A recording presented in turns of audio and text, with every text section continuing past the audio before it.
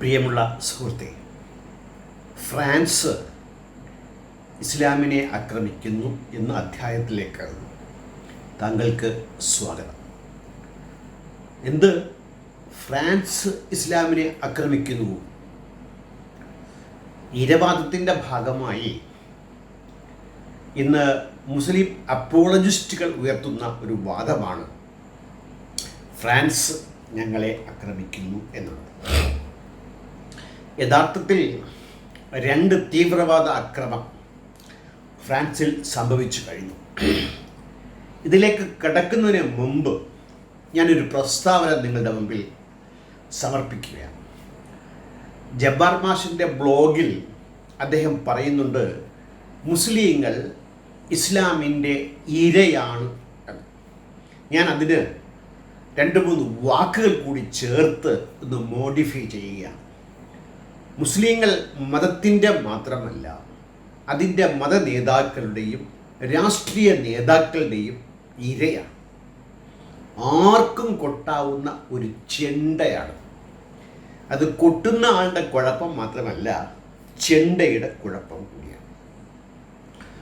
അത് എന്നെ കൊട്ടിക്കോ എന്ന് പറഞ്ഞ് നിൽക്കുന്ന ഒന്നാണെന്നാണ് എനിക്ക് തോന്നാറുള്ളത്.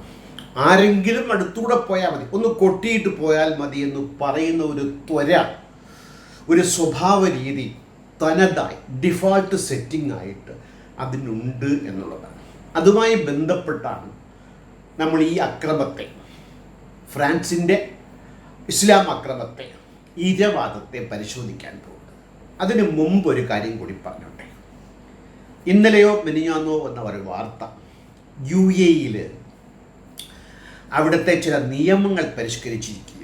ഹോണർ കില്ലിങ്സ്, മതം മാറിയോ മറ്റോ വിവാഹം കഴിച്ചു കഴിഞ്ഞാൽ ദമ്പതികളെയോ അല്ലെങ്കിൽ വരനെയോ വധുവിനെ വധിക്കുന്ന ഹോണർ കില്ലിങ്സ്, അത് ഇന്ത്യയിൽ പ്രബലമാണ്. ജാതി ഹിന്ദുക്കളുടെ ഇടയിൽ അത് UAE അങ്ങ് നിരോധിച്ചു. അപ്പോൾ ഇസ്ലാം മതത്തിൽ നിന്ന് ഒരാൾ മറ്റൊരു മതത്തിലേക്ക് പോയി വിവാഹം ചെയ്താലും ആരെയും കൊല്ലാൻ പാടില്ല. Very good. അത് കഴിഞ്ഞുള്ള ഒരു നിയമമാണ് ഇസ്ലാമിനെതിരെയുള്ളൊരു കടന്ന കൈ UAE കാണിക്കുന്നു. എന്താ അത്? അൺമാരീഡ് കപ്പിൾസ് ലിവിങ് ടുഗദറിന് ബാനില്ല. വിവാഹം കഴിക്കാതെ ഉഭയസമ്മതപ്രകാരം ആളുകൾക്ക് ജീവിക്കാം എന്ന. കേരളത്തിലെയും മറ്റും അപ്പോളജിസ്റ്റുകൾ, യുക്തിവാദികൾ അതൊക്കെ ചോദിക്കുന്ന ചോദ്യമാണ്. ഉഭയസമ്മതപ്രകാരം നിങ്ങൾ ഡാഷ് ഡാഷ് ചെയ്യുന്നവരല്ലേ? ഇനി നമ്മളോട് ചോദിക്കണ്ട, അത് UAE-യോട് ചോദിക്കുക. ഇസ്ലാമിക രാജ്യമെന്ന് വെപ്പാണെങ്കിലും എന്തുകൊണ്ട് നിങ്ങൾ ഈ നിയമം അവിടെ നടപ്പിലാക്കി? വിവാഹം കഴിക്കാൻ നിക്കാഹ് ചെയ്യാതെ, അത് കഴിഞ്ഞിട്ട് അല്പം വാട്ടീസ് അടിക്കുന്നത് അവിടെ ക്രിമിനൽ കുറ്റമല്ല. സ്വർഗത്തിൽ മദ്യം അനുവദനീയമെങ്കിൽ ഈ ഭൂമിയിൽ ആയിക്കൂടെ എന്ന് UAE ഭരണകൂടം. അതുപോലെ വ്യക്തി നിയമങ്ങളിൽ പരിഷ്കരണ റിഫോംസ്, അവിടെ ജീവിക്കുന്ന വിദേശീയർക്ക് അവരുടെ ഇഷ്ടപ്രകാരം വസ്തു കൈമാറ്റം ചെയ്യാനുള്ള പേഴ്സണൽ ലോസ് അനുവദിച്ചിരിക്കുക. എന്താണിത് കാണിക്കുന്നത്? ഒരു യാഥാസ്ഥിതിക കിണറ്റിൽ കിടക്കുന്ന തവളയായിട്ട് ഇസ്ലാമിന് അധിക കാലം നിലനിൽക്കാനാവില്ല എന്നുള്ള, അതായത് ഈ ആധുനികതയുടെ കുത്തൊഴുക്കിൽ ഇതിന് രക്ഷപ്പെടാനാവില്ല എന്നുള്ള തെളിവാണ് മുസ്ലിം രാജ്യങ്ങളിൽ നിന്ന് സ്ത്രീകൾക്ക് വോട്ടവകാശം, ഡ്രൈവിംഗ് ലൈസൻസ് ഉൾപ്പെടെയുള്ള പുരോഗമനപരമായ നിയമങ്ങളിലേക്കും പ്രക്രിയകളിലേക്കും ഇസ്ലാമിക രാജ്യം. കേരളത്തിലെ മുസ്ലിങ്ങളെ എടുത്തു നോക്കും. ഈ മുജാജമ തുടങ്ങിയ പ്രബുദ്ധികൾ, അവരുടെയൊക്കെ കുൽസിത ശ്രമം ഉണ്ടായിട്ട് പോലും സുന്നികളായ സാധാരണ മുസ്ലിംസ് മുഖ്യധാരയുമായി യോജിച്ച് സഹകരിച്ച് വർത്തിക്കാൻ പൂർണ്ണ മനസ്സാലെ തയ്യാറാണ്. ഓണത്തിന് സദ്യ ഉണ്ണാമോ, ക്രിസ്മസ് ആഘോഷിക്കാമോ, കേക്ക് വെട്ടാമോ എന്നൊക്കെ മതസദസ്സുകളിൽ തലയിൽ തുണിയിട്ട് കേൾക്കുന്ന കുറേ ആളുകൾ ഒഴിച്ചു കഴിഞ്ഞാൽ കേരളത്തിലെ ബഹുഭൂരിപക്ഷം വരുന്ന മുസ്ലിങ്ങൾ ആരുടെയും ആഹ്വാനപ്രകാരം അല്ലാതെ ഇത് സ്വമേധയാ ചെയ്തുകൊണ്ട് ഞങ്ങൾ മുഖ്യധാരയിലേക്ക് ഉണ്ട് എന്ന് വിളിച്ചറിയിക്കുന്ന ഒരു കാലഘട്ടത്തിൽ നിന്നുകൊണ്ട് UAE ഈ പരിഷ്കരണങ്ങളെ തള്ളിപ്പറയാനാവും. ചുരുക്കി പറഞ്ഞു കഴിഞ്ഞാൽ ഈ ചെണ്ട ഒരു സംരക്ഷണ വലയത്തിലേക്ക് മാറുകയാണ്. അങ്ങനെ ആർക്കും കൊട്ടാവുന്നതല്ല എന്നാക്കി തീർക്കാൻ വേണ്ടിയുള്ള ശ്രമങ്ങൾ ജനസാമാന്യങ്ങളുടെ ഇടയിൽ നിന്നും ഭരണാധികാരികളുടെ ഇടയിൽ നിന്നും ഉണ്ടാകുമ്പോൾ ഒരു യാഥാസ്ഥിതികത്വത്തിൻ്റെ ഒരു എന്താ പറയുക പൊളിച്ചെഴുത്ത്. ഇതിനെതിരെ നിൽക്കുന്നത് അതിൻ്റെ മതനേതാക്കളും രാഷ്ട്രീയക്കാരുമാണ്. ഇന്ത്യയിൽ തന്നെ ഈ പാവപ്പെട്ട മുസ്ലിങ്ങളെ, ഉത്തരേന്ത്യയിലെ അന്നത്തിന് പോലും വകമുട്ടി നിൽക്കുന്ന മുസ്ലിങ്ങളെ ചൂണ്ടിക്കാണിച്ച് ഇവൻ ശത്രു എന്ന് പറഞ്ഞുകൊണ്ടാണ് ഇന്ന് 56 ഇഞ്ചൊക്കെ വിലസുന്നതെങ്കിൽ അതിൻ്റെ രാഷ്ട്രീയക്കാർ, അതിൻ്റെ മേൽപ്പാവിലുള്ള രാഷ്ട്രീയക്കാർ അത് സമർത്ഥമായി ഉപയോഗിക്കാൻ തങ്ങളുടെ വോട്ട് ബാങ്കായി നിർത്തിക്കൊണ്ട് തങ്ങളുടെ സ്വകാര്യ ലാഭത്തിന് വേണ്ടിയിട്ട്, അതുതന്നെയാണ് ഫ്രാൻസിൻ്റെ ഈ അക്രമത്തിൻ്റെ പിന്നിലുള്ള ന്യായമാവശങ്ങളെ അന്വേഷിച്ച് പോകുമ്പോൾ ഇതിന് 2 ആസ്പെക്ട്സ് ഉണ്ട് കേട്ടോ. ഒന്ന് മതപരമായ ആസ്പെക്റ്റ്, 2 രാഷ്ട്രീയപരമായ ആസ്പെക്ട്സ്. ഇത് രണ്ടും നമ്മളിവിടെ പരിശോധിക്കുക എന്നുള്ളത്, 2 ഘട്ടമായിട്ട് നമ്മളിവിടെ പരിശോധിക്കാൻ തയ്യാറെടുത്തിരിക്കുന്നു. അതിൽ ഈ ആദ്യത്തെ അക്രമം ചാർലി ഹബ്ദു, ഇതിനെ കൂടെ അറിഞ്ഞിട്ട് വേണം നമുക്ക് അങ്ങോട്ട് പോകാൻ. എന്താണ് ഈ ചാർലി ഹബ്ദു? കഴിഞ്ഞ 40 വർഷമായി ഫ്രാൻസിൽ ഒരു സറ്റയർ മാഗസിനാണ്. അവർ കളിയാക്കാത്ത ആളുകളിൽ അതിൻ്റെ ഭരണ നേതാക്കൾ, രാഷ്ട്രീയക്കാർ, എല്ലാ മതവും, സാഹിത്യം, എല്ലാ പേരെയും കാർട്ടൂൺ വരച്ചും മറ്റും കളിയാക്കുന്ന ഒരു സാമൂഹ്യ വിമർശന സറ്റയർ മാഗസിനാണ്. പക്ഷേ അവർ കൊത്തി മുറത്തിൽ കൊത്തി എന്ന് പറയുന്നത് പോലെ നബിയുടെ കാർട്ടൂൺ വരച്ചപ്പോൾ ആകെ മാറി. യേശുക്രിസ്തുവിനെതിരെ, ബുദ്ധനെതിരെ അവർ വരയ്ക്കാത്ത കാർട്ടൂണില്ല. അറിയപ്പെടാതെ ഫ്രാൻസിൽ മാത്രം ഒതുങ്ങി നിന്ന ഒന്നാണ് ഈ ചാർലി ഹബ്ദോ. നബി രംഗത്ത് വന്നതിന് ശേഷം 2011, 2015, 2020 അങ്ങനെ 3 അക്രമം ഉണ്ടായി. അതിൽ 2015 അക്രമം ഭീകരമായിരുന്നു. ഏകദേശം അതിന് തലവൻ ഉൾപ്പെടെ 15 പേര് കൊല്ലപ്പെട്ടു. ഇപ്പോൾ സാമുവൽ പാറ്റി എന്നൊരു അധ്യാപകൻ സ്കൂളിൽ പഠിപ്പിക്കുമ്പോൾ സിലബസിൻ്റെ ഭാഗമായിട്ട് ഫ്രീ തിങ്കിങ്, ലിബറൽ തിങ്കിങ്, ആവിഷ്കാര സ്വാതന്ത്ര്യം ഇതവർക്ക് അറിയില്ല. വരച്ച വരയ്ക്കപ്പുറത്ത് പോകാൻ അനുവദിക്കപ്പെട്ട ജനമല്ല ഇതുവരെ. അവർ താണ്ടിപ്പോകുന്നത് വേറെ കാര്യം, ജീവിക്കണമല്ലോ. അങ്ങനെ വരുമ്പോൾ സാമുവൽ പാറ്റി എന്ന അധ്യാപകൻ ആവിഷ്കാര സ്വാതന്ത്ര്യം പഠിപ്പിക്കാൻ വേണ്ടിയിട്ട് ഈ നേരത്തെ ചാർലി ഹബ്ദോ വരച്ച കാർട്ടൂൺ ക്ലാസ്സിൽ കാണിക്കുകയാണ്. അതിന് മുമ്പ് ആ അധ്യാപകൻ പറഞ്ഞു, ഈ കാർട്ടൂൺ മുസ്ലിങ്ങളായ കുട്ടികളെ വ്രണപ്പെടുത്തുമെങ്കിൽ നിങ്ങൾക്ക് ക്ലാസ്സിൽ നിന്ന് പുറത്തു പോകാം. അങ്ങനെ പറഞ്ഞുകൊണ്ടാണ് ആ അധ്യാപകൻ ആവിഷ്കാര സ്വാതന്ത്ര്യത്തെക്കുറിച്ച് ക്ലാസ് എടുക്കാനായിട്ട് തുടങ്ങി. അതിൽ നിന്ന് പുറത്തിറങ്ങിയൊരു വിദ്യാർത്ഥി, അവരുടെ കുടുംബം ചെച്ചനിയിൽ നിന്ന് വന്ന കുടുംബം. അതിൻ്റെ കഥ ഞാൻ വഴിയെ പറയാം.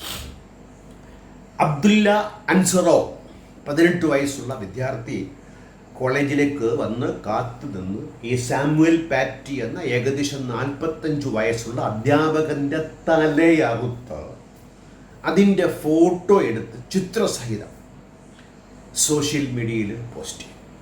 കാരണം നബിയുടെ ചിത്രം വരച്ചു എന്ന്. ഇയാൾ ചെച്ചനിയിൽ നിന്ന് ഫ്രാൻസിലേക്ക് കുടിയേറിപ്പാർത്തവനാണ്. എന്താണ് ചെച്ചനിയിൽ നിന്ന് ഇങ്ങോട്ട് വരാൻ കാരണം? റഷ്യ ചെച്ചനിയെ അടിച്ചമർത്തുന്നു. ചെച്ചനിയിൽ ഉണ്ടായ റഷ്യൻ്റെ തകർച്ചയ്ക്ക് ശേഷം, USSRന്റെ തകർച്ചയ്ക്ക് ശേഷം അവിടെ ഉണ്ടായ വിപ്ലവത്തെ റഷ്യ വളരെ ശക്തമായി തന്നെ അന്ന് മുസ്ലിം രാജ്യങ്ങളിലൊക്കെ ഈ ചെചനിയെ രക്ഷിക്കാൻ വന്നു. ചെചനിയ തുലഞ്ഞു. പകുതിയോളം പേർ കോൺസെൻട്രേഷൻ ക്യാമ്പുകളിലാണ്. അതിൽ നിന്ന് രക്ഷപ്പെട്ട് യൂറോപ്പിലേക്ക് കുടിയേറിയവരാണ്. അങ്ങനെ കുടിയേറിയ ഒരു ദമ്പതിയുടെ മകനാണ് ഈ അബ്ദുല്ല അൻസറോ. യൂറോപ്പിലല്ലാതെ മറ്റൊരു ഒരു രാജ്യത്തും ഇവരെ സ്വീകരിക്കില്ല. അതായത് ഫ്രാൻസിലെ 70% ആളുകളും കഴിഞ്ഞ ഈ സംഭവത്തിന് മുമ്പ് വരെ അധിനിവേശങ്ങളെ, കുടിയേറ്റങ്ങളെ എതിർക്കാത്തവരാണ്. 30% വംശീയക്കാർ എല്ലാ രാജ്യത്തും ഉണ്ടല്ലോ, അവർ എതിർത്തിരുന്നു എന്നുണ്ട്. അങ്ങനെ സാമുവേൽ പാറ്റി കൊല്ലപ്പെടുകയാണ്. അതിനുശേഷം ഇത് ലോകമെമ്പാടും വലിയ ഒച്ചപ്പാടൊക്കെ ഉണ്ടാക്കി, ഇരവാദമൊക്കെ തുടങ്ങി. അത് വഴി നമുക്ക് പരിശോധിക്കാം. അതോടൊപ്പം തന്നെ കുറേ ദിവസങ്ങൾ കഴിഞ്ഞിട്ട് ഒരു ക്രിസ്ത്യൻ പള്ളിയിൽ ഇതുപോലെ കുറേ മുസ്ലിം തീവ്രവാദികൾ കയറിയിട്ട് 3 പേരെ വധിച്ചു. ഇതൊക്കെ കാരണം ഒരു കാർട്ടൂൺ വരച്ചു കഴിഞ്ഞാൽ എങ്ങനെയാണ് അത് മതവികാരത്തെ വ്രണപ്പെടുത്തുക? നിങ്ങൾ എന്നെ കാണുന്നു, എൻ്റെ രൂപം കാണുന്നു. നിങ്ങൾ ഇതുപോലെ സംസാരിക്കുകയാണെങ്കിൽ നിങ്ങളുടെ രൂപം എനിക്ക് കാണാൻ സാധിക്കും. ആധുനിക ലോകത്തിൽ ചിത്രം വര, ഫിലിം ഒഴിവാക്കി ജീവിക്കാനേ ഒക്കില്ലല്ലോ. അന്നേ കാലഘട്ടങ്ങളിൽ ചിത്രവരയൊന്നും അതിൻ്റെ തനതായ രൂപത്തിൽ ഇല്ലായിരുന്നു. എന്തുകൊണ്ടോ അത് നിരോധിക്കപ്പെടുകയും ചെയ്യും. ഇന്നങ്ങനെ അല്ലല്ലോ. എന്തുകൊണ്ടാണ് ഇങ്ങനെ? നബിയുടെ കാര്യം വരുമ്പോൾ മുസ്ലിങ്ങൾക്ക് വികാരം കുരുപൊട്ടുന്നു. കാരണമുണ്ട് കേട്ടോ. ചുരുക്കി പറയാം,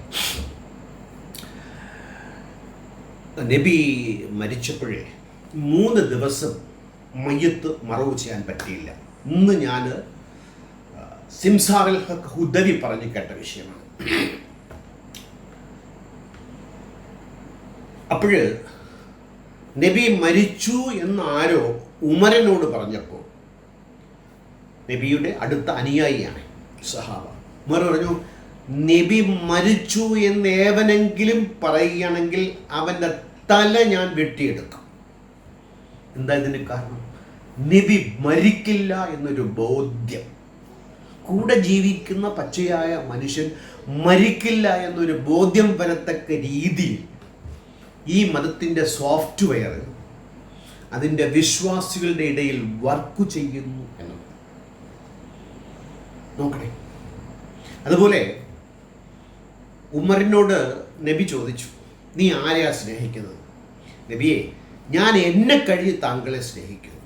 നബി തിരുത്തി, നിന്നെക്കാളും നീ എന്നെ സ്നേഹിക്കും. അങ്ങനെ ഒരുപാട് ഹദീസുകൾ നമുക്ക് കാണാൻ സാധിക്കും.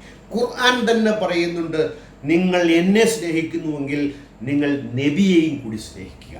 നബിയെ സ്നേഹിച്ചാൽ എന്നെ സ്നേഹിക്കുന്നത് തുല്യമാണ്. മുജാഹിദിൻ്റെ നേതാവ് അക്ബർ ജബ്ബാർ മാഷുമായി സംവാദത്തിൽ ഏർപ്പെടാതിരിക്കാനുള്ള പറഞ്ഞ കാരണം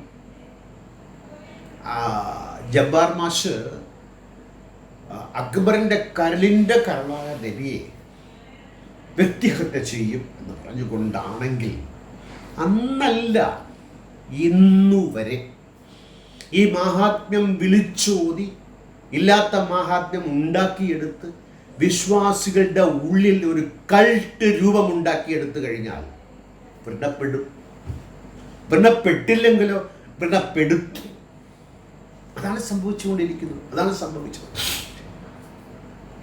മലേഷ്യൻ പ്രസിഡന്റ് മഹാതിർ മുഹമ്മദ് അദ്ദേഹം ട്വീറ്റ് ചെയ്തു, ഞാൻ വായിക്കാം. Muslims have a right to be angry and to kill millions of French people for the massacre of the fast. French തുർക്കി ഉൾപ്പെടെയുള്ള രാജ്യങ്ങളെ അധിനിവേശപ്പെടുത്തിയിരുന്നു.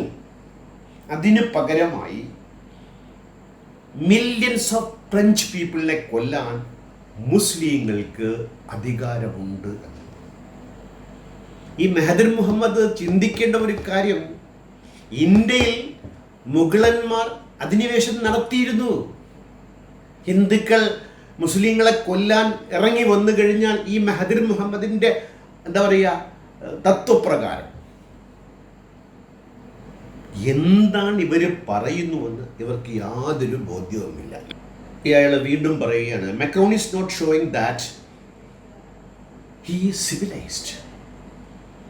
അയാൾ മാക്രോൺ, ഫ്രഞ്ചിൻ്റെ അധിപൻ, സിവിലൈസ്ഡ് അല്ല എന്നാണ് പറയുന്നത്. അതായത് പടം വരച്ചു, അതിനെതിരെ തലവെട്ടിയെടുത്തു. ഈ തലവെട്ടിയെടുത്തതിനെ അനുകൂലിക്കുന്നില്ല എന്നതിൻ്റെ പേര് സിവിലൈസ്ഡ് അല്ലെന്ന് പറയുക. He is very primitive in blaming the religion of Islam. അയാൾ വളരെ പ്രാകൃതനാണ് ഈ മതത്തെ വിമർശിക്കാൻ വേണ്ടിയിട്ട്. And Muslims for the killing of insulting school teacher. നോക്കട്ടെ, നമ്മുടെ പെരുമ്പാവൂർ കൈവിട്ട് കേസ്, മൂവാറ്റുപുഴ, ദുഷിച്ച അധ്യാപകൻ, വർഗീയത മുറ്റി അറ്റുപോയ കൈ. അത് തന്നെയാണ് മെഹദിർ മുഹമ്മദ് പറയുന്നത്. ഇവിടെ നമ്മൾ അന്ന് മുഴങ്ങിക്കേട്ടത് മെഹദിർ മുഹമ്മദ് ഒരു രാജ്യത്തിൻ്റെ അധിപനായിരുന്ന ഒരാൾ പറയുകയാണ്. വീണ്ടും അയാൾ പറയുന്നു, but irrespective of the religion professed angry people will kill. ഏതു മതവിഭാഗത്തിൽപ്പെട്ടവരാണെങ്കിലും ദേഷ്യം വന്നാൽ കൊല്ലും എന്നാണ്. ഏത് യുഗത്തിലാണ് ജീവിക്കുന്നത് ഇവര്? കൊല്ലുമെന്ന് പറഞ്ഞിട്ട് കൊലയ്ക്ക് ആഹ്വാനം ചെയ്യുകയാണെന്ന് ചോദിക്കേണ്ടതുണ്ട്. ഞാൻ ഈ പറഞ്ഞില്ലേ, മതനേതാക്കളും രാഷ്ട്രീയ നേതാക്കളും ഇസ്ലാമിൻ്റെ മുസ്ലിമിൻ്റെ ശത്രുക്കളാണ്. തോന്നുന്നതോ മിത്രങ്ങളാണ്. ഇവർ അവരുടെയൊക്കെ ഇരയെന്ന് പറഞ്ഞാൽ അതെങ്ങനെയാണ് തെറ്റാകുക? ഇനി മറ്റൊരാൾ, മുഫ്തി മെങ്ക്. ഇയാൾ മിതവാദി എന്നൊക്കെ പറഞ്ഞുകൊണ്ട് യൂട്യൂബിലൊക്കെ ഒരുപാട് പ്രഭാഷണങ്ങൾ, ലക്ഷക്കണക്കിന് ആളുകൾ, അതുപോലെ ലക്ഷക്കണക്കിന് ഫോളോവേഴ്സ് ഉള്ള ആളാണ് അദ്ദേഹം. അദ്ദേഹം പറയുന്നത്, freedom of expression does not give you the right to abuse and insult others. Freedom of expression നിങ്ങൾ മറ്റുള്ളവരെ അബ്യൂസ് ചെയ്യാൻ ഉപയോഗിക്കരുത്. ആരായി മറ്റുള്ളവർ? ജീവിച്ചിരിക്കുന്നവർക്കെതിരെ വിമർശിക്കാനുള്ള സ്വാതന്ത്ര്യമുണ്ട്. ഏതു രാഷ്ട്രീയ നേതാവാണ് വിമർശനത്തെ അതീത?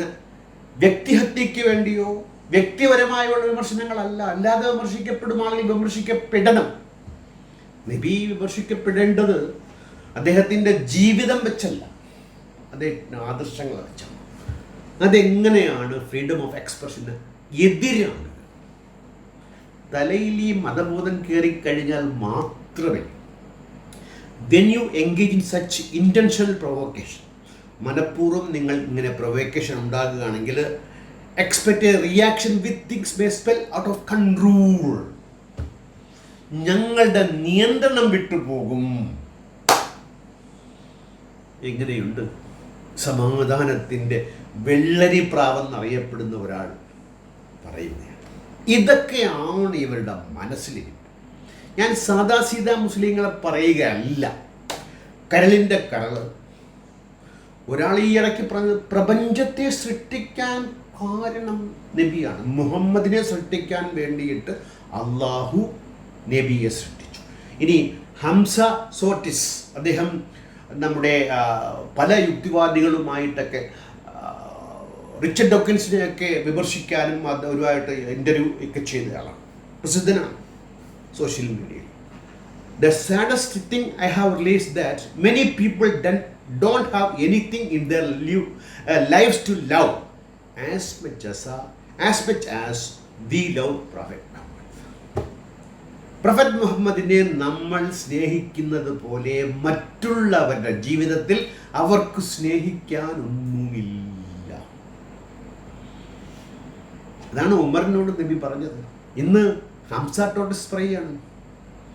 ആ കാലം അങ്ങനെ ചിലരുടെ മനസ്സിൽ 1400 അപ്രാകൃതം അങ്ങനെ തന്നെ പറിച്ചു നടക്കുകയാണ്. ഒരു കാർട്ടൂൺ എങ്ങനെയാണ് ഇത്രയും ആളുകളെ കൊല്ലാൻ കാരണമായി തീരുന്നത്?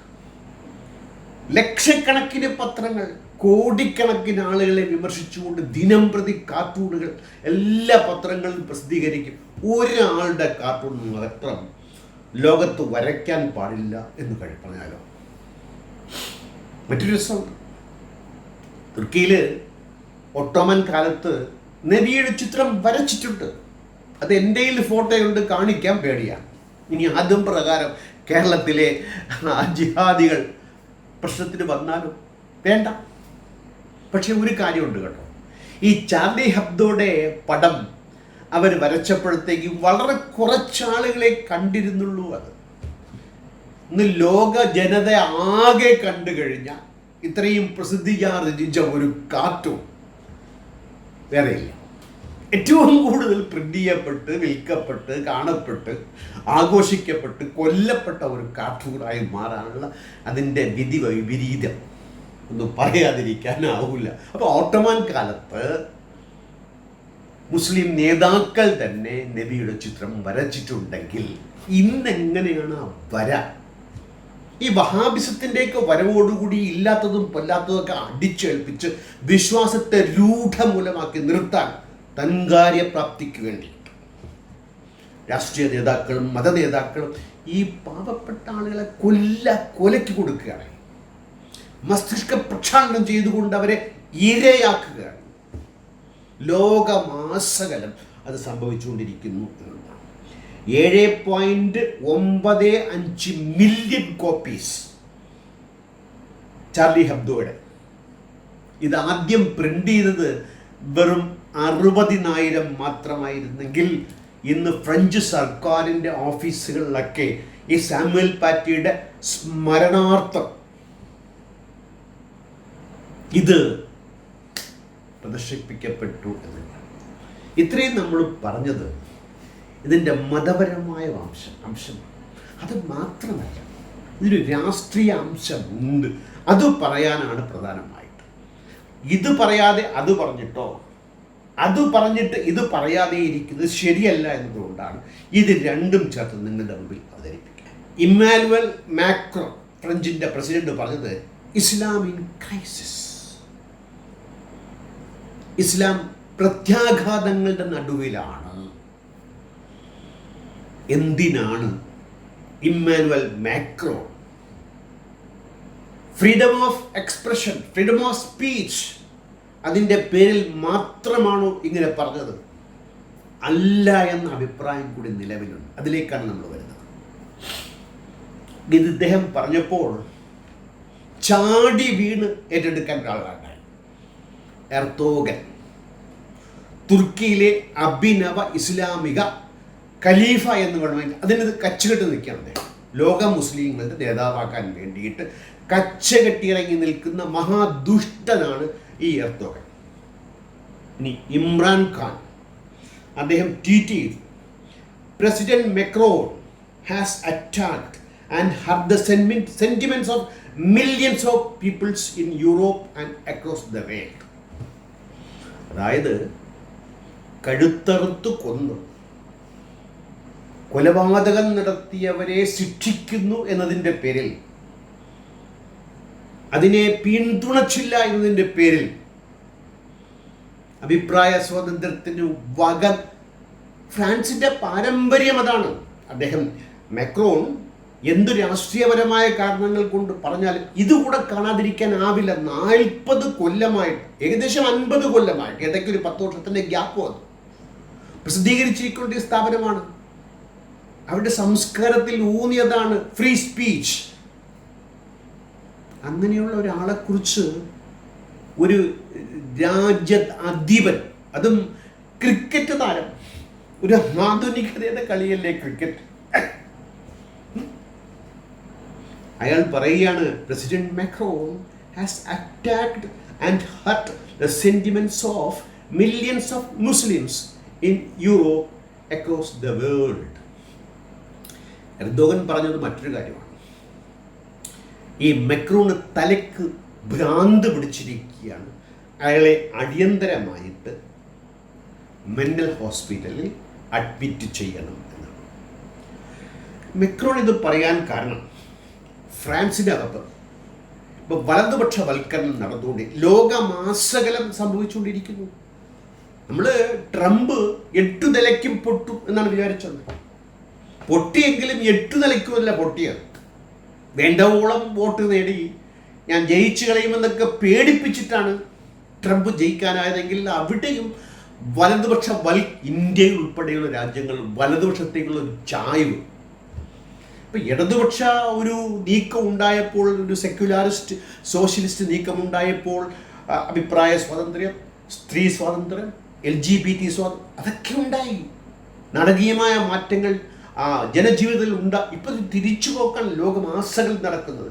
അവിടുത്തെ far right rival Marine Le Pen അവര് ഈ മെക്രോണ് കടുത്ത വെല്ലുവിളി ഉയർത്തുക. മാത്രമല്ല മെക്രോണിന്റെ ഭരണത്തിൽ ഇപ്പോൾ ഫ്രാൻസിൽ പ്രത്യേകിച്ച് ഈ പാൻഡമിക്കിന്റെ കാലഘട്ടത്തിൽ വളരെയധികം പ്രശ്നങ്ങളാണ്. അപ്പോൾ ആളുകളെ സോപ്പിടാൻ വേണ്ടിയിട്ട് ഇതിനു മുമ്പും ഇതുപോലത്തെ ഇസ്ലാമിക അക്രമങ്ങൾ ഉണ്ടായപ്പോഴൊക്കെ മിണ്ടാതിരുന്ന മെക്രോൺ ഇപ്പൊ ചാടി വീണ് അള്ളിപ്പിടിച്ചു.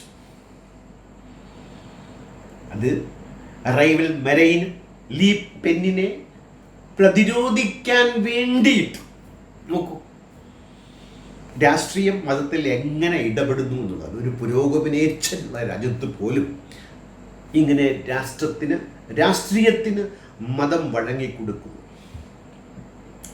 അതിനേക്കാളൊക്കെ രസം ഈ എർദോഗൻ ഒരു മതഭ്രാന്തനാണ്. അയാൾ ഒട്ടോമൻ സാമ്രാജ്യത്തിൻ്റെ ഒരു എന്താ പറയുക, ഇവിടുത്തെ ഹൈന്ദവത പറയാറില്ലേ, ആര്യന്മാരുടെ വരവും മറ്റതൊക്കെ കൊണ്ട് ഞങ്ങൾ സുവർണ കാലഘട്ടത്തിൻ്റെ സന്തതികളാണ്. അതുപോലെ ഒട്ടോമൻ സാമ്രാജ്യത്തിൻ്റെ എന്താ പറയുക തഴമ്പ് പേറുന്ന ഒരാളാണ് ഈ എർദോഗൻ. അതൊക്കെ പ്രസംഗിച്ചാണ് അയാൾ നേതാവായി കുറേ കാലം കഴിഞ്ഞപ്പോൾ നേതാവിനെതിരായിട്ട് ഭരണത്തിൻ്റെ തുടർച്ച കൊണ്ട് തന്നെ പ്രശ്നങ്ങൾ ഉണ്ടായപ്പോൾ പിന്നെ ഭരണം തുടരാൻ വേണ്ടിയിട്ടുള്ള ചെപ്പടി വിദ്യകൾ കാണിച്ച് ജനങ്ങളെ ശ്രദ്ധിക്കാണ്ടായി. അങ്ങനെ GDP 1% വളർച്ചയിലേക്ക് എത്താൻ, ജനജീവിതം ദുസ്സഹമായി. അങ്ങനെ എർദോഗൻ 8 നിലയ്ക്കും അടുത്ത ഇലക്ഷനിൽ പൊട്ടുമെന്ന് കണ്ടപ്പോഴാണ് ഈ കാർട്ടൂൺ വിവാദം ഉണ്ടായത്. പായസം കുടിച്ച പ്രതീതിയാണ് എർദോഗന്. തൻ്റെ 18 തോറ്റ് താൻ ഭരണത്തിൽ നിന്ന് നിഷ്കാസിതനായി പോകും എന്ന് വരുമ്പോൾ രക്ഷപ്പെടാനുള്ള മാർഗമായി കണ്ടത് ഈ കാർട്ടൂൺ വിവാദത്തെ. അതിന് മുമ്പ് തന്നെ അദ്ദേഹം ഇസ്ലാമികവൽക്കരണം തുടങ്ങിക്കഴിഞ്ഞു.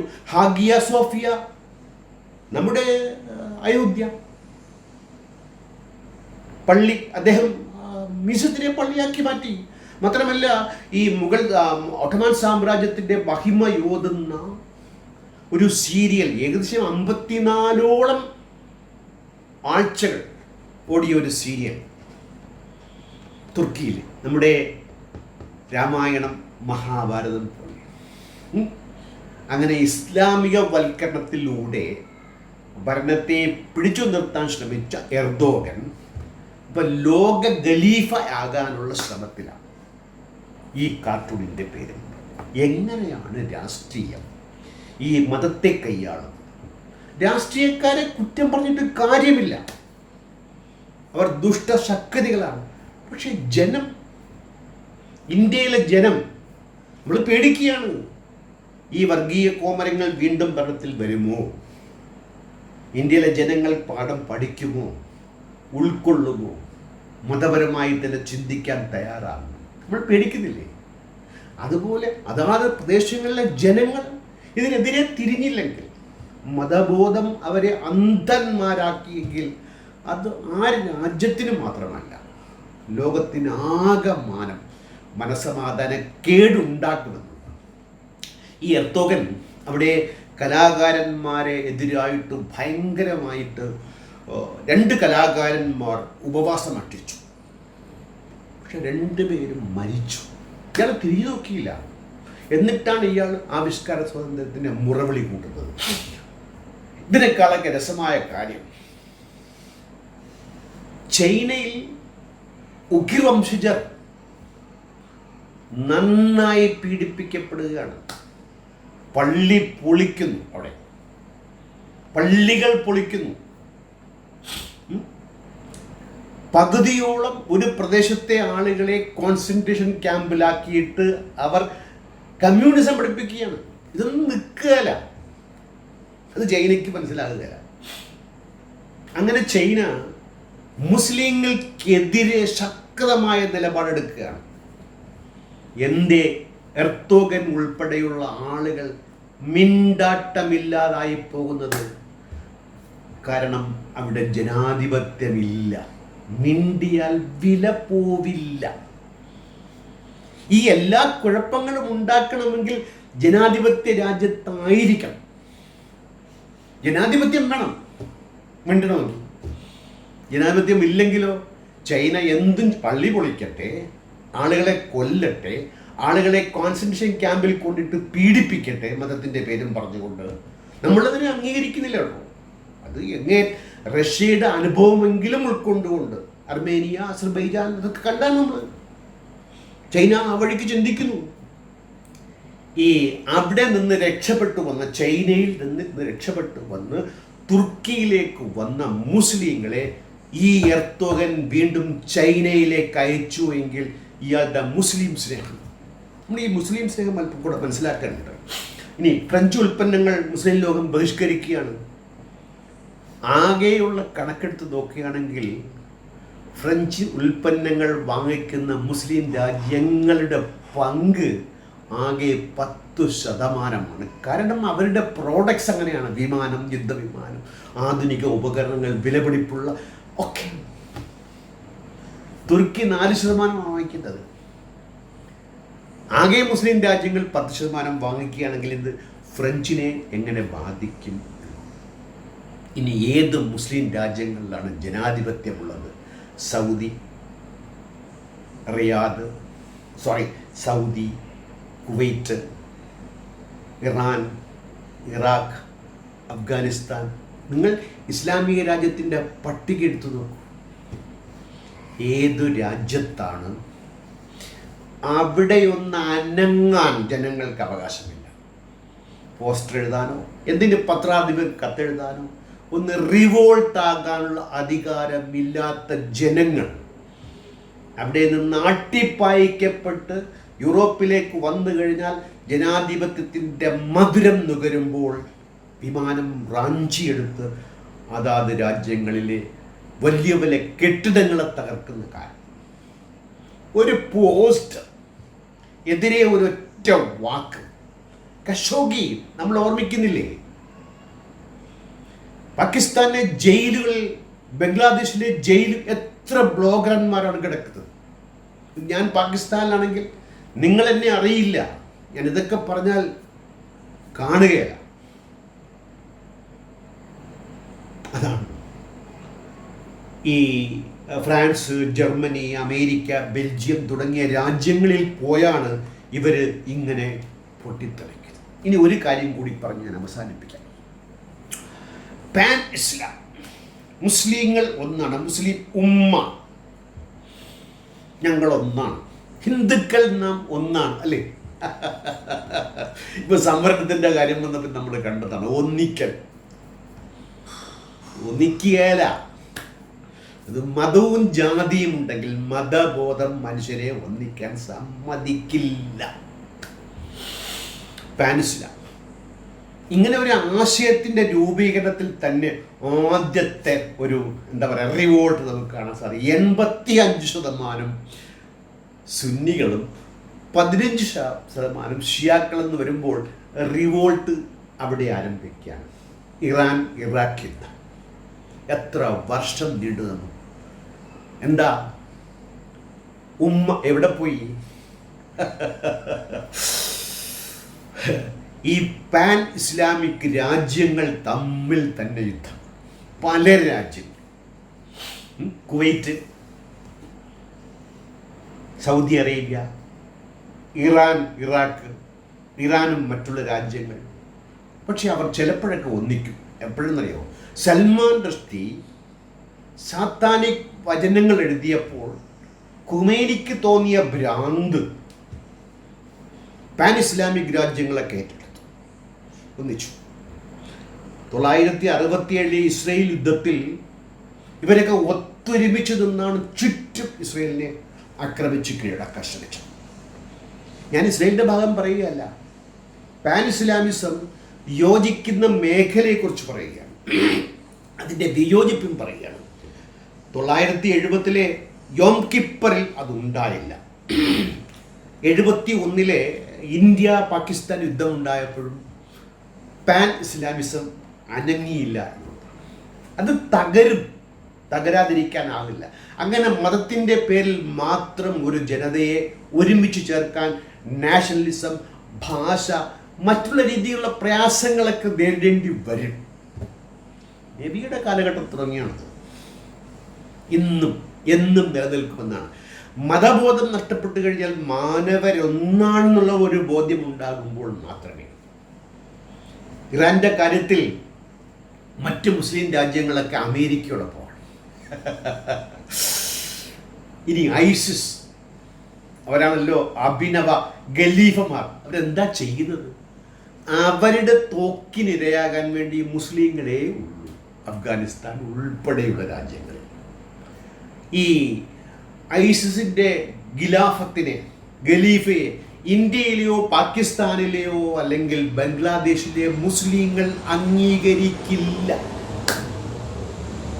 അവരുടെ കൾച്ചറും സംസ്കാരവും വരണം. അവർക്ക് രാഷ്ട്രീയ നേതൃത്വമുണ്ട്, അവർ എതിർക്കുന്നവരുണ്ട്, എതിർക്കുന്നവർക്കെതിരെ വോട്ട് ചെയ്തുകൊണ്ട് അനുകൂലിക്കുന്നവരുടെ പിറകെ പോകുന്നതാണ് ഈ രാജ്യത്തെ ജനങ്ങളെങ്കിൽ പാൻ ഇസ്ലാമിസം നടക്കില്ല എന്നാണ്. ഞങ്ങളൊക്കെ ഏകദേശം ഈ 20% ലോക 200 കോടിയോളമുള്ള ആളുകൾ ആധിപത്യം ചെലുത്തിക്കൊണ്ട് പണ്ടേ പോലെ സാമ്രാജ്യം കെട്ടിപ്പടുക്കാമെന്നൊരു മോഹം ആർക്കെങ്കിലും ഉണ്ടെങ്കിൽ ഇനി അത് നടക്കും. കാലം മാറി, നിയമങ്ങൾ മാറി, സംസ്കാരങ്ങൾ മാറി, മാനവബോധം ഇതൊക്കെയാണെങ്കിലും അതീശം ചെലുത്തുന്ന ഒരു കാഴ്ച നമുക്ക് അവഗണിക്കാൻ പറ്റാത്ത രീതിയിലുള്ളതാണ്. ഇനി ഒരു കാര്യം കൂടെ പറഞ്ഞുതരാം. സൗദി ഉൾപ്പെടെ, UAE, ഖത്തർ ഉൾപ്പെടെയുള്ള രാജ്യം സമ്പന്ന രാജ്യങ്ങളാണ്. ജനം വളരെ കുറവാണ്. മുസ്ലിം ജനത അധികമായുള്ളത് ദാരിദ്ര്യപരമായ ഏഷ്യയിലും ആഫ്രിക്കയിലുമാണെങ്കിൽ ഈ പാൻ ഇസ്ലാമിസം എന്തുകൊണ്ടാണ് സമ്പത്ത് താഴേക്ക് ഒഴുക്കി കൊടുക്കാത്തത്? സക്കാത്ത് എന്നൊക്കെ പറഞ്ഞിട്ട് വലിയ നെഞ്ചത്ത് കൈച്ചടിക്കുന്ന ആളുകളാണ്. എന്തേ? 10% പാവത്തിന് കൊടുക്കുക. സൗദി കൊടുക്കുക, UAE, ഖത്തർ, ഏത് സമ്പന്ന രാജ്യമാണ് ബംഗ്ലാദേശിലെ പട്ടിണി കിടക്കുന്ന പട്ടിണി പാവത്തിന്, സൊമാലിയയിൽ ശ്രദ്ധിക്കുകയല്ല.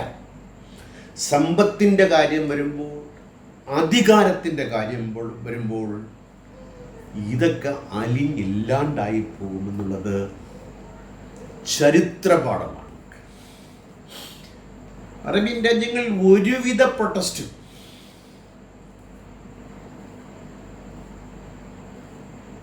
ഇസ്ലാം ചെചനിയെ പിന്തുണച്ചത് കൊണ്ടാണ് ഈ ചെചനിയെ കുടിയേറ്റം ഉണ്ടായത് ഞാൻ പറഞ്ഞുവല്ലോ. ഇനി ഞാൻ ചുരുക്കുകയാണ്. ഈ മുസ്ലിം രാജ്യങ്ങളിൽ ന്യൂനപക്ഷം എങ്ങനെയാണ് പെരുമാറ്റപ്പെടുന്നത്? ഹിന്ദു, അഹമ്മദിയ, ക്രിസ്ത്യാനി പീഡനം ബംഗ്ലാദേശിലും പാകിസ്ഥാനിലും നിത്യവാർത്തയാണ്. ഇതൊക്കെ കൊണ്ടുള്ള, അതായത് ഇപ്പോഴുണ്ടായ അക്രമത്തിൻ്റെ പരിണിതി എന്ന് പറയുന്നത് കുടിയേറ്റ നിയമങ്ങൾ കർക്കശമാക്കാൻ വേണ്ടിയിട്ട് യൂറോപ്യൻ രാജ്യങ്ങൾ തയ്യാറായിക്കൊണ്ടിരിക്കുക. ഇതിൻ്റെ ഇരകൾ ആരാണ്? ഈ ഇരവാദം ഉയർത്തുന്ന ഈ രാഷ്ട്രീയ നേതാക്കളോ മത നേതാക്കളോ അല്ല. ജീവിക്കാൻ പാങ്കില്ലാതെ എടുത്തെറിയപ്പെട്ട് വിരട്ടി ഓടിക്കപ്പെടുന്ന ആളുകൾക്ക് അഭയം നൽകിക്കൊണ്ടിരുന്ന അഭയ കേന്ദ്രത്തെയാണ് ആക്രമിച്ചുകൊണ്ട് ആ അഭയം ഇവർ ഇല്ലായ്മ ചെയ്യുന്നതെങ്കിൽ, മാനവ സമ്പത്ത് പങ്കിട്ട് കൊടുക്കാത്ത ഞങ്ങളൊന്നെന്ന് പറയുന്നതിൽ എന്തർത്ഥമാണ്? ഇന്ത്യയിലെ ബ്രാഹ്മണർ പറയുന്നത് പോലെയാണ്. ബ്രാഹ്മണ മേധാവിത്വം പറയുന്നത് തത്തുല്യമായി തന്നെയാണ്. ഒരു കാര്യം കൂടി പറഞ്ഞ് ഞാൻ അവസാനിപ്പിക്കും. എല്ലാ മതവിഭാഗത്തിൽപ്പെട്ട ആളുകളും പല രാജ്യങ്ങളിലും കുടിയേറിയിട്ടുണ്ട്. ഇസ്ലാമിക കുടിയേറ്റക്കാർ കാണിക്കുന്നത് പോലത്തെ കുഴപ്പം മറ്റാരെങ്കിലും കാണിക്കുന്നുണ്ടോ? എനിക്കറിയില്ല, ചോദിക്കുക. പക്ഷേ ഇതൊക്കെയാണെങ്കിൽ തന്നെയും UAE നൽകുന്ന പാഠം, അത് വിളിച്ചറിയിക്കുന്ന നിയമങ്ങൾ, അതിൻ്റെ മാറ്റം, സ്ത്രീക്ക് വോട്ടവകാശം, സ്ത്രീക്ക് വണ്ടി ഓടിക്കാനുള്ള അവകാശം, പുത്തൻ പാത വെട്ടിത്തുറക്കപ്പെടുകയാണ്. കാലഘട്ടത്തിൻ്റെ അനിവാര്യതയാണ്. മുസ്ലിം ജനസാമാന്യം ഇതിൽ നിന്ന് സടകുണഞ്ഞിട്ട് ആധുനികതയിലേക്ക്, മുഖ്യധാരയിലേക്ക് വരാതിരിക്കാൻ പറ്റില്ല. കാരണം ജീവിതം പച്ചയായ യാഥാർത്ഥ്യമാണ്. അതിനുള്ള നല്ല കാലത്തേക്കാണ് നമ്മൾ നീങ്ങിക്കൊണ്ടിരിക്കുന്നതും. അങ്ങനെ ആകട്ടെ എന്ന് പ്രത്യാശിച്ചുകൊണ്ട് അടുത്ത പ്രാവശ്യം മറ്റൊരു വിഷയവുമായി കാണുന്നവരെ നന്ദി, നമസ്കാരം, ഗുഡ് ബൈ.